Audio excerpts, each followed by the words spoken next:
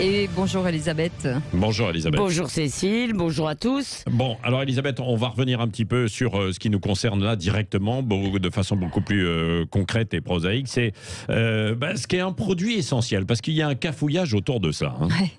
Oui, un des nombreux cafouillages. En ces temps difficiles, il y a heureusement des occasions de rire, activité hautement essentielle à l'être humain. Remercions donc Jean Castex pour l'imbroglio des commerces et produits essentiels. Alors bien sûr, pour les commerçants, l'affaire est plus kafkaïenne qu'ubuesque. Les consommateurs frustrés pourront toutefois se consoler en imaginant les réunions organisées à Bercy sur ce sujet. Ça valait le coup de faire l'ENA pour décider si le maquillage, les casseroles ou les cannes à pêche sont ou pas essentiels à l'existence. Bref, cette question quasi philosophique permet au génie réglementaire de notre administration de se déployer en inventant, en même temps que les principes, les dérogations, exceptions et interprétations. Bon, maintenant nous avons les réponses, non ? Ah oui, alors en mars, vous savez, un décret avait fixé la liste des commerces essentiels. Les marchands de journaux, c'était oui, les librairies, c'était non. Toute la France s'était indignée, proclamant que rien n'était plus essentiel que la littérature.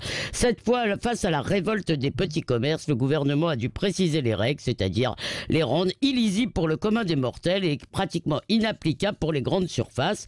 Commerces essentiels sommés d'arrêter la vente de produits non essentiels. Vous suivez, hein ? Ouf, c'est un peu difficile, ça va, mais bon, quand même. Alors, qu'est-ce que révèle votre supermarché peut vendre de la papeterie, des matériaux de construction, de quincaillerie, des produits de toilette, d'hygiène, d'entretien et de puériculture. Si on met bout à bout l'ensemble de ces règles, la vie est réduite à sa dimension biologique et pratique. Travailler, manger, se soigner, se laver, bricoler. A contrario, se cultiver, se pomponner ou embellir votre quotidien avec des fleurs, eh bien c'est du superflu. Tout cela ne peut évidemment que nourrir les ressentiments et les jalousies entre ceux qui sont considérés comme indispensables et les autres.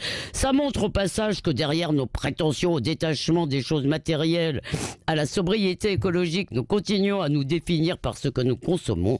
En attendant, pour Noël, foin des bijoux et fanfreluches, vous pourrez offrir une tronçonneuse ou de nouvelles jantes à Cécile et ensuite, on lui dira qu'elle est belle comme un camion. Ouais. Voilà, c'est ça, poète. Merci beaucoup. Bon, merci Elisabeth, on vous retrouve pour le petit déjeuner d'actualité. Dans un instant, Yves de